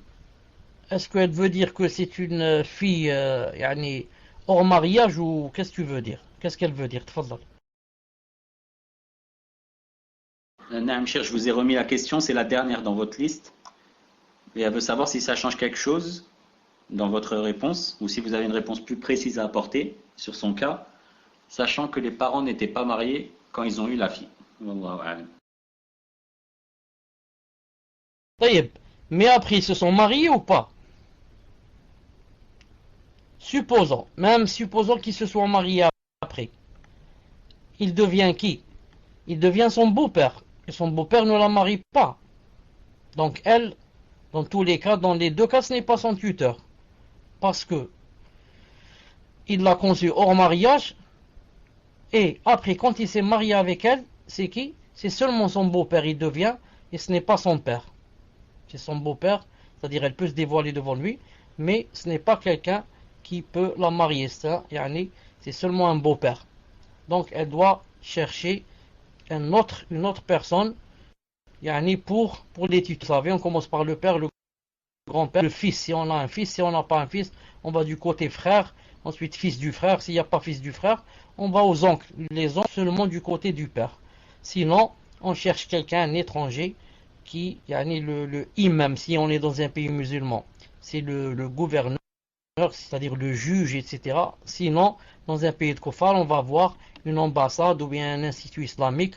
S'il n'y a pas, on cherche un imam. S'il n'y a pas d'imam, un frère qui est, masha'Allah, intoukal Allah. Tfadal. Barakallahu fikum, cher. Donc je vous pose la question qui est juste au-dessus, d'une sœur qui demande. Une sœur a reçu de sa voisine des vêtements de bébé. Cependant, elle a su après que ces vêtements étaient volés. Que doit-elle en faire? Barakallahu fikum, cher. Elle ne doit pas les mettre. Naam. Elle ne doit pas les mettre si elle peut, si elle connaît c'est qui la personne qui a été volée. Elle les rend à la personne de laquelle on a volé ces choses-là. Naam. Sinon, elle ne doit pas les mettre à ses enfants. Bi'idhnillahi ta'ala. Naam. Ahsanallah ilaykum, cher. Question suivante d'une sœur qui dit qu'Allah vous accorde le firdaus ainsi qu'aux admins. Amin ajma'in. Si je comprends bien, d'après le cours de mercredi, on verra Allah Azza wa Jal 2 fois. Une fois Yawm al-Qiyamah et une fois au paradis. Si c'est le cas, alors pourquoi les gens du paradis seront aussi émerveillés de voir Allah au paradis plutôt que d'être émerveillés de voir Allah Yawm al-Qiyamah? Barakallahu fikum, cher. Wa alaykum salam wa rahmatullah. C'est une très bonne question. C'est une très bonne question. D'ailleurs, il y a même un hadith autre que Allah Ta'ala, yani Yawm al-Qiyamah, quand il viendra pour juger les gens, il va dire, allez, que chacun aille avec qui? Chacun aille avec son messager. Et il va faire venir les messagers comme ça, et chaque groupe ira avec le messager qu'elle suivra.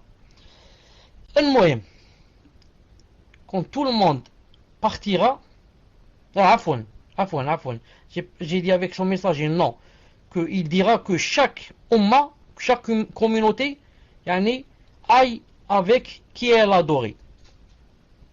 Alors ceux qui a adoré Jésus, Allah Ta'ala va leur faire venir, ils vont le suivre, et comme ça, l'autre avec Bouddha, l'autre.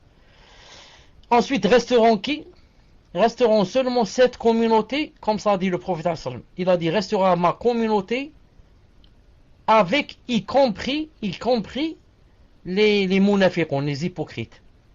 Les hypocrites, le prophète, comme vous savez, aller à la mosquée et prier, etc. Alors que c'est juste pour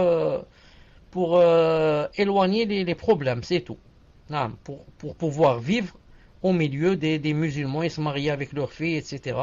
Et partager le butin, etc. Alors qu'au fond, ils ne croyaient pas en Allah subhanahu wa ta'ala. Al-Muhim. Ensuite, Allah ta'ala viendra et dira, vous, qu'est-ce que vous attendez? Il dit, on attend notre Seigneur. Il dit, et vous le connaissez s'il va venir? Ils disent, oui, on le connaît. Il dit, vous le connaissez à quoi?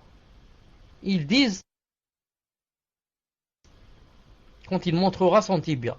Alors là-bas, Allah subhanahu wa ta'ala montrera son tibia. Yawma yukshafu an saq. Il montrera son tibia et tous vont quoi? Se prosterner. Et les munafiqun, les hypocrites, ne pourront pas se prosterner. Bien sûr, ce sera la chose qui va les dévoiler. Al-Muhim. Ici, Allah Ta'ala donc va venir et va leur parler et va leur dire vous attendez qui, etc. Ici donc, ils vont le voir. Donc, les croyants vont le voir et les munafiqun aussi vont le voir, les hypocrites. Alors, les hypocrites sont des kuffars. Alors, certains ont dit comment se fait-il que les kuffars voient Allah Ta'ala alors qu'il est dit dans le Coran que innahum an rabbihim yawma idin la mahjubun, que là ils ne verront pas leur Seigneur. Et comment se fait-il ici ils l'ont vu. Donc je dis, et là je profite, là je réponds donc à la sœur, je dis, elle viendra pour juger les gens. Dans Sahih al-Bukhari, il a dit, fi suratin ghayra allati ya'rifun, il va venir dans une image, celle qu'on connaît de lui. Il peut venir dans une image comme il veut. C'est pas nous qui commandons. C'est pour ça que les savants ont dit que les kuffars le verront, mais pas la vision du paradis. C'est-à-dire que tous les gens qui le verront le jour de la résurrection, une vision, pas celle du paradis. La vision du jugement, ça s'appelle. Ils viennent dans une image spéciale. Mais quand ils vont rentrer au paradis, seuls les croyants le verront dans la vision du paradis, dans sa vraie image et sa belle image. Sinon, pour le jugement, il viendra dans une autre image, Inch'Allah Ta'ala. Voilà la réponse, Inch'Allah Ta'ala. C'est pour cela que, quand on le verra dans le paradis, car c'est pas comme ils l'ont vu dans le jugement. Barakallahu fikum, cher. Question suivante. Afwan, je croyais vous l'avoir envoyée, mais elle n'est pas passée. Inch'Allah, je vous la renvoie, cher.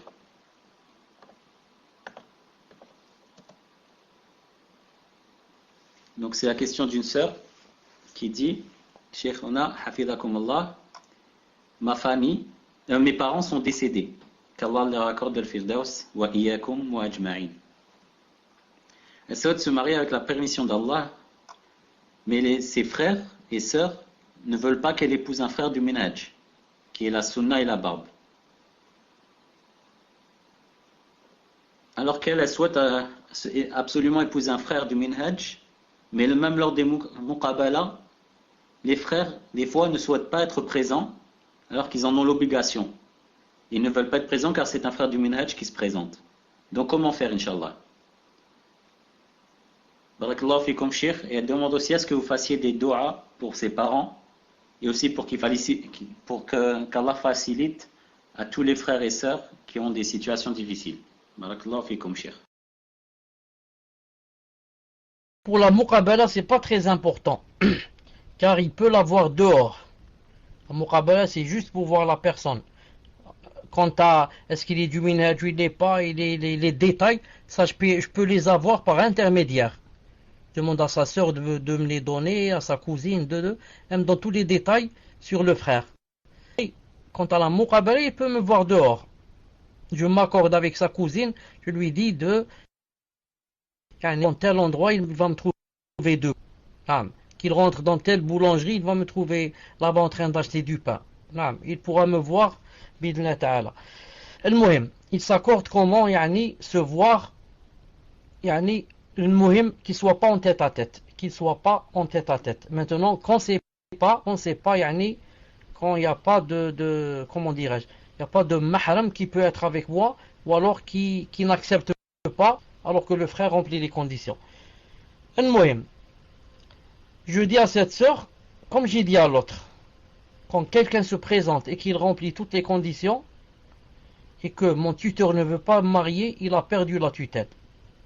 Sauf bien sûr, si mon tuteur sait que ce frère, malgré qu'il remplit, il y a des choses qui ne marchent pas. Il sait qu'il a un défaut que je ne savais pas, peut-être moi. Il sait que, par exemple, celui-là, que c'est un voleur, ou que c'est quelqu'un qui joue avec les filles qui se barrent, etc. Là, c'est valable. Sinon, comme j'ai dit, si quelqu'un remplit les conditions et le tuteur ne veut pas me marier, il a perdu la tutelle. Et la tutelle va vers l'autre personne qui le suit. L'autre personne qui vient après. Une seconde, je vais vous donner, si vous voulez, les tuteurs. Ou alors je vais vous les écrire si vous voulez. Pour savoir quels sont les tuteurs et comment ça se passe exactement. Je dois enlever un fichier ici, une seconde. En islam, on commence par le père. Non, on commence par le père. D'ailleurs, si vous voulez, si vous voulez, vous écrivez. Qu'en pensez-vous? Si ça... Une seconde, si ça... Une seconde, si je peux faire un copier-coller, ou là, comment ça s'appelle, si ça marche, une seconde. Dites-moi si ça se colle, là, si ça se colle. Ça s'est pas collé. Il me dit ici que c'est pas possible. Vous pouvez écrire, Inch'Allah Ta'ala, le père, ensuite le grand-père, toujours le grand-père paternel, pas l'autre, le père, grand-père paternel, le fils, le petit-fils, On commence par le père. Si le grand-père ça marche pas, on passe au grand-père. Grand-père ça marche pas, on va à notre fils. Si on a un enfant, on est marié, s'il est pubère. Sinon le petit-fils. Quand je dis le fils et le petit-fils, du côté du père, bien sûr. Ensuite, si on n'a pas ça ou bien ça marche pas, on va au frère. Le frère du père et du mère, il s'appelle le frère consanguin. Si on n'a pas un frère consanguin, on voit le frère du côté du père. Frère du père, pas le frère du côté de la mère. S'il n'y a pas, on cherche le fils du frère. S'il y a le fils du frère. S'il n'y a pas, on cherche le fils du frère du côté du père. S'il n'y a pas, on cherche l'oncle paternel.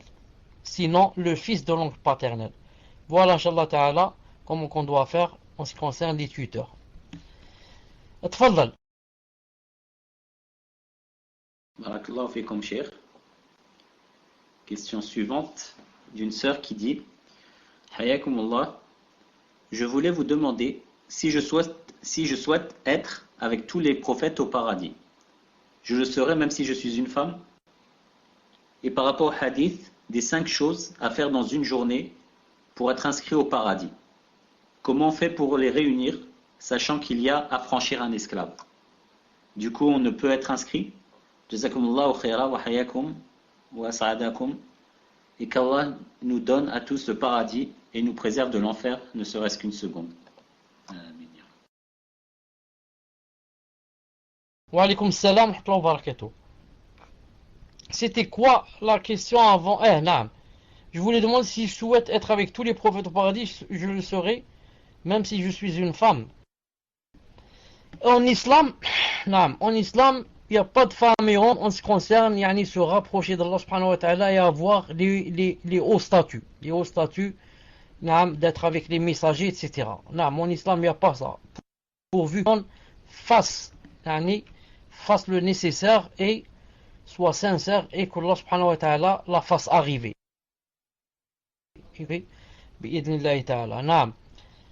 Ensuite, pour les 5 choses qu'il faut faire, maintenant il n'y a pas à franchir esclave. Alors comment faire? On va dire que la réponse est simple. Al-Muhim, tu fais les 4. Et la 5e qui n'existe pas, Allah Ta'ala ne te montre pas une chose qui n'existe pas. Mais avec niya, avec dans le cœur, s'il y avait un esclave, je l'aurais affranchi bi'idhnillah. Wallahu ta'ala alam. Tfaddal. Barakallahu fikum, cher. Question suivante. Elle vient juste d'arriver, c'est une question du cours. Donc c'est pour ça que je ne vous l'ai pas encore envoyé, cher.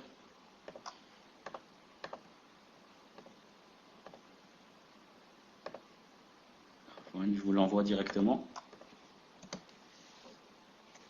Bon, vous n'avez pas passé, je vous la pose, cher, Inch'Allah. Question d'un frère qui dit, à propos des 5 choses que l'on doit faire pour qu'Allah nous accorde le paradis. Est-ce qu'une femme peut également en faire partie? Apparemment, c'est la même. Est-ce que l'on doit faire cela une seule fois ou plusieurs fois? Et enfin, que veut dire le terme affranchir un esclave? Jazakumullahu khayra, cher, pour tout le temps que vous nous consacrez, ainsi qu'aux admins. Amin, barakallahu fikar. Wa alaykum salam. Celui qui a fait ça une fois, alhamdoulilah, il a le mérite du hadith. Il est rentré dans le hadith. Il l'a fait au moins une fois dans sa vie. Affranchir un esclave, c'est l'acheter. Je vais chez son maître et je lui dis voilà combien vous me le vendez. Il me dit par exemple 1000 euros. Je lui donne 1000 euros et je dis à l'esclave, tu es devenu libre. Ou bien sûr, son maître l'a franchi. Son maître lui dit, ça y est, pour Allah subhanahu wa ta'ala, j'étais libre. Il devient libre. Ou bien, par exemple, son maître le frappe. Si son maître le frappe, il devient affranchi de lui-même, comme vous savez. Cheikh, la sœur, sur la question juste avant, n'a pas très bien compris la réponse à la question si je souhaite être au paradis avec tous les prophètes. Est-ce que je serai même si je suis une femme? Car ça a coupé un petit peu et en même temps, elle n'a pas très bien compris. Barakallahu fikum, cheikh. Naam, être avec les prophètes, Yom al-Qiyamah, avec tous les prophètes, il faut dire que ce n'est pas une chose facile. Naam. Un seul. C'est déjà, il faut vraiment être. C'est pas n'importe qui, comme vous savez. Maintenant, la personne demande à ce qu'elle soit avec tous les prophètes. Demande seulement, Inch'Allah Ta'ala, que Allah subhanahu wa ta'ala te fasse rentrer au paradis. C'est déjà, si quelqu'un rentre au paradis, c'est déjà quelque chose. Car vous savez que ce n'est pas nos actions qui vont nous faire rentrer au paradis. Bien sûr, nos actions, c'est un moyen, c'est tout. C'est une cause. Mais ce qui nous fait rentrer au paradis, c'est la rahma d'Allah subhanahu wa ta'ala. Et fadlallah subhanahu wa la grâce d'Allah subhanahu wa ta'ala. Ensuite, je dis, être avec tous les prophètes. Si elle veut dire par là que du matin au soir, elle est avec eux, l'âme, ça, même un prophète là-bas, il a des choses à faire, des choses personnelles par exemple. On ne peut pas être du matin au soir avec lui. Mais on peut être très proche d'eux. Très proche d'eux. Et même pour une femme, ce n'est pas interdit. Maintenant là-bas, elle doit mettre un foulard devant ses messagers, ben on lui demandera de mettre le foulard. Mais Allah subhanahu wa ta'ala peut lui donner ce mérite, si quoi? Si elle a rempli les conditions. Car pour avoir ce mérite, il faudrait bien sûr être dans un statut très haut. Si Allah ta'ala l'a aidé, elle a atteint ce statut, Allah ta'ala va lui donner ce mérite yawm al-qiyamah bi'idnillahi ta'ala. Tfadlal. Barakallahu fikum, Cheikh. Alhamdoulilah, la sœur dit que c'est clair cette fois-ci. Question suivante, Cheikh. Question d'une sœur qui dit Barakallahu fikum, Cheikh, pour les cours bénéfiques que vous faites pour nous, qu'Allah vous en récompense. Ma question est, je vais bientôt accoucher, bi'idnillah, et je voulais savoir, est-ce que nous pouvons faire du don du sang, du cordon ombilical prélevé au moment de l'accouchement? Barakallahu fik pour vos réponses, Cheikh. Qu'Allah vous préserve et vous compte parmi les gens du paradis. Et donc pour le cordon ombilical, c'est le habl as-souri, d'après Ibn al-Qayyim. Barakallahu fik. Et donc, Cheikh, je vous explique, c'est parce que apparemment, avec les avancées de la science occidentale, avec le sang qui est prélevé au moment de l'accouchement, il y a certaines maladies qui peuvent être guéries, voire même plus tard pour l'enfant né, ils peuvent utiliser ce sang-là et le guérir bi'idnillah. Wallahu a'lam. Offrir le sang en général. Surtout et plutôt à condition qu'on ne prenne pas d'argent. Car le prophète sallallahu alayhi wa sallam a interdit qu'on vende le sang. A interdit de vendre le sang. Comme il a interdit de vendre le meïta. Le meïta, il y a des choses mortes. Une poule qu'on n'a pas égorgée, on ne peut pas la vendre si elle est morte. Donc si le sang qu'on donne, on donne fils billah, et qu'il aide les gens, on peut le donner. Car c'est ce qui se renouvelle. Ce n'est pas comme donner un œil, donner un rein, ou bien donner je ne sais pas qu'est-ce qu'on peut dire aussi, une oreille. Non. Car c'est une chose qui ne se renouvelle pas. Non, tfadal. Barakallahu fikum, Cheikh. Question d'une sœur qui demande: je déménage chez ma mère à 500 km. Et dans le camion conduit par mon mari pour transporter les meubles, il n'y a pas de place pour moi et mes enfants. Je compte donc prendre le train avec les enfants. Mon mari ira en camion car nous n'avons pas les moyens financiers de dépenser pour qu'on prenne le train à 4, puisque mon époux, et puis que mon époux reparte chercher le camion pour faire l'aller-retour. Ai-je le droit de prendre le train avec mes enfants sans mahram? Barakallahu fikum. Et je pense que pour cette question, il faudrait avoir l'âge des enfants, n'est-ce pas, cher? Il faut voir, Inch'Allah Ta'ala, s'ils sont dans la darura, s'ils sont dans le besoin, qu'elles prennent. Il dit que sécuriser.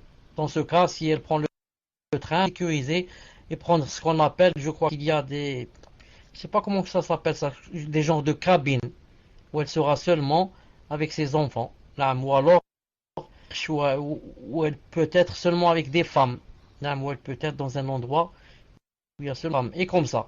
نعم qu'elle craigne Allah subhanahu wa ta'ala au maximum. Wallahu ta'ala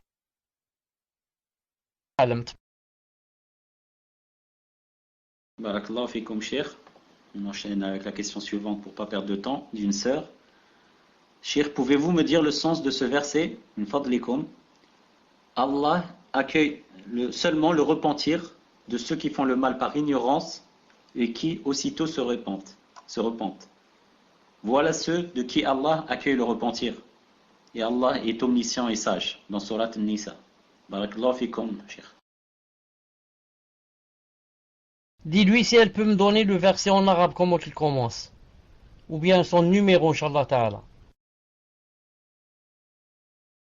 Surat An-Nisa, verset 17, Cheikh. Voilà le verset. إنما التوبة على الله للذين يعملون السوء ثم يتوبون من يتوب عليهم يتوب الله عليهم وكان الله عليما حكيما. En français.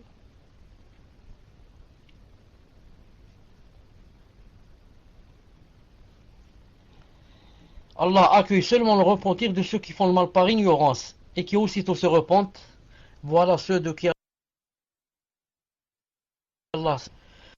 Tayyib al-Uthaymin rahimahullah dit dans ce verset que ici, إنما التوبة على الله للذين يعملون السوء بجهالة. Il a dit ici, lorsqu'Allah Ta'ala dit par ignorance, il a dit l'ignorance se divise en deux. Ignorer que quelque chose est haram, naam, et savoir que c'est haram et la faire quand même, naam, et la faire quand même, yani, en ayant dans la tête que insouciance, etc. Il a dit car si Allah Ta'ala voulait dire ici par ignorance, j'ignorais que c'était interdit, il a dit dans ce cas, naam, Allah subhanahu wa ta'ala même pas me repentir. Pourquoi? J'ai fait une faute. J'ai pas fait de faute, car je ne savais pas que c'est haram. Salam alaikum wa rahmatullah. Est-ce que vous m'entendez? Alhamdulillah. Donc, voilà l'aya. Une seconde, je me connecte.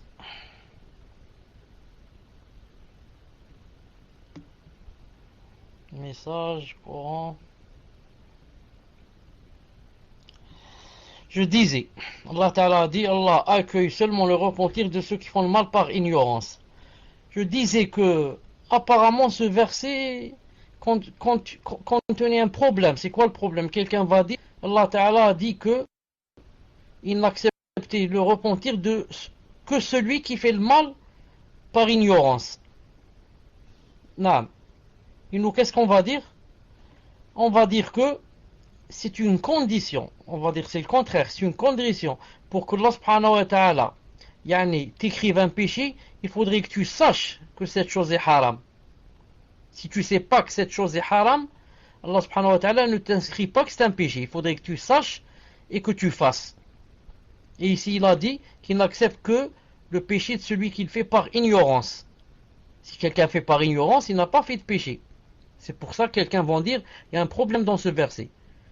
Mais le vrai sens du verset, comme je disais tout à l'heure, par ignorance ici, ça ne veut pas dire qu'il connaissait pas. C'est pour ça que Cheikh Ibn Uthaymin dit que l'ignorance divise en deux. Ici, ça ne veut pas dire qu'il ne connaissait pas que c'était haram. S'il ne connaissait pas, donc c'est pas haram. Mais il connaissait, mais il l'a fait par insouciance. C'est-à-dire il ignorait. L'ignorance ici, c'est pas il ignorait le hukm, que c'est haram. Non, il ignorait les conséquences. Naam, quelqu'un fait un péché, il croit que c'est pas grave, alors que ça a une conséquence très néfaste et grave. Lui, il ignorait ça. C'est ce que veut dire Allah subhanahu wa ta'ala ici dans le verset. Il dit que toute personne, si elle sait que une chose est haram, c'est la condition. Ensuite, par ignorance, elle le fait. Naam, il a dit maintenant, si elle fait le repentir, j'accepte d'elle et je lui pardonne bi'idhnillahi ta'ala. Naam, tfadlal. Barakallahu fikum. Chère, question suivante. Question du sœur qui dit: tout à l'heure, j'étais au masjid et il y a eu l'adhan. mais je n'ai pas prié avec l'imam. J'ai prié avant, de peur de rater mon bus, car j'étais dans une mosquée loin de chez moi et le bus ne passe pas souvent. Ma question est-ce que j'aurais dû rester prier avec l'imam vu que j'ai entendu l'adhan? Barakallahu fikum, cheikh. Non, c'est ça la base. La base que quand quelqu'un entend l'adhan, il est allé à la mosquée, il ne doit pas sortir jusqu'à prier en groupe avec eux. Mais, sauf s'il a quoi? Sauf si par exemple il va aller prier dans une autre mosquée, il est sorti de cette mosquée pour aller prier dans une autre qui est plus proche de l'endroit où il veut aller, ou bien par exemple, il a quoi? Il a une autre, comment on dit ça? Une autre excuse. Il a une autre excuse. Un hadith authentique qui dit que, sauf s'il y a excuse. Naam. On va voir ici, si la personne avait peur de rater son train ou quelque chose comme ça, ça devient une excuse.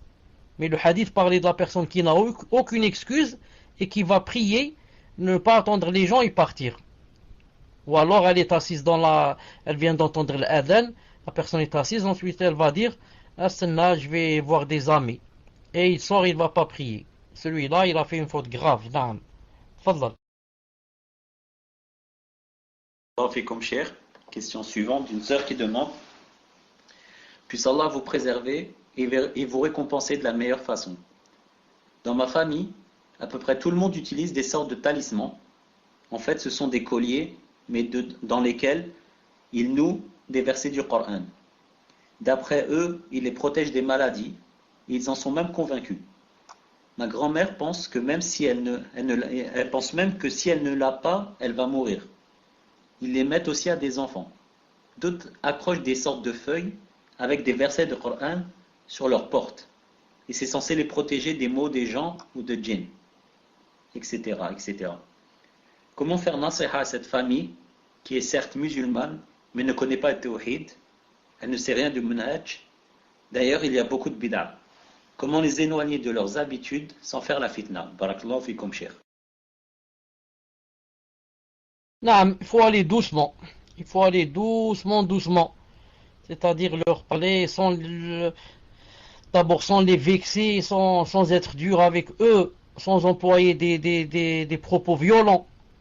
Il faut leur expliquer comme ça gentiment que yani, si cette chose se faisait, alors pourquoi le prophète al-Islam ne l'a pas fait? Pourquoi leurs épouses n'ont jamais fait ça? Pourquoi les sahaba et leurs enfants n'ont pas fait ça? Ils connaissent l'islam mieux que nous. Ils étaient proches du prophète alayhi salam. Naam. Donc, et comme ça. Et à chaque fois que l'occasion se présente, on dit un mot. On dit un mot. Naam. Ensuite, s'ils sont convaincus, alhamdoulilah. Naam. Allah subhanahu wa ta'ala les a sauvés, éloignés de ce péché. S'ils ne sont pas convaincus, tu dis, moi j'ai fait ce que je pouvais faire. L'islam ne t'a pas dit, va leur enlever ça de force de leur coup. Par contre, si c'était par exemple tes enfants, tu leur enlèves ça, d'abord avec des paroles, s'ils ne veulent pas, tu enlèves ça de force, parce que tu les commandes, ce sont tes enfants. Naam. Mais maintenant que ce sont nos pères, nos frères, nos sœurs, etc., nos oncles, nos tantes, on n'a que la parole. On essaie de les convaincre, à chaque fois on dit des choses comme ça, gentiment, essayer de trouver des dalils, des choses qui convainquent. Si ça marche, alhamdoulilah, si ça marche pas, qaddar Allahu ma shafa'a. Naam. Voilà, inshallah ta'ala pour aujourd'hui. سبحانك اللهم وبحمدك اشهد ان لا اله الا انت استغفرك واتوب اليك سبحانك اللهم السلام عليكم ورحمه الله وبركاته تفضل Afwan, je prends le micro, c'est pas pour une question, c'est juste pour expliquer aux personnes comment poser des questions, car apparemment il y a eu beaucoup de messages à ce sujet. Donc en temps normal, le samedi, pour poser une question d'ordre général, tafaddalu cheikh. Donc pour ma part, je vous laisse, Inch'Allah, j'ai pas encore mangé. Salam alaikum wa rahmatullahi wa barakatuh. Mercredi, Inch'Allah. Barakallahu fikum wa jazakumullahu khaira, cheikh. Tafaddalu. Donc pour expliquer, le samedi en règle générale, et après je viendrai sur les cas particuliers. Donc pour le samedi, il faut être inscrit sur le site www.chalabi.com. Et le samedi, donc le samedi, il faut être inscrit sur ce site et quand le cours est fini, un admin vous dit que la partie question est ouverte. Donc en temps normal, le reste de la semaine, vous ne la voyez pas. Mais à partir du moment où l'admin dit la rubrique question est ouverte, quand vous vous rendez sur le site, à ce moment-là, vous allez trouver une partie question qui s'affiche au milieu de la page. Vous ne pouvez pas la rater. Et c'est uniquement au moment où l'admin vous le dit, parce que c'est à ce moment-là qu'il l'ouvre. Donc le samedi, il faut être inscrit et poser votre question à ce moment-là. Ça, c'est pour les questions d'ordre général. Et pour le mercredi, il faut lever la main. Dès que vous rentrez, vous levez la main pour faire partie des premiers. Car, alhamdoulilah, on reçoit beaucoup de questions, mais malheureusement, on ne peut pas toutes les traiter. Donc il faut lever la main et on vient prendre les questions en privé à la fin du cours, Inch'Allah. Et Cheikh répond au maximum d'entre elles.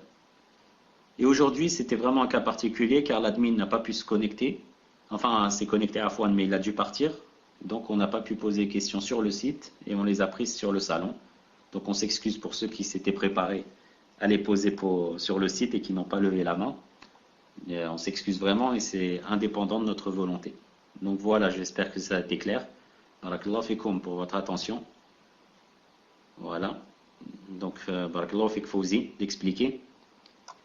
Et je tiens à préciser aussi que demain, dimanche, et tous les dimanches, Cheikh Chalabi fait Sharh Riyad al-Salihin, mais en arabe, sur un site, sur Paltalk, dans le salon qui s'appelle Cricklewood.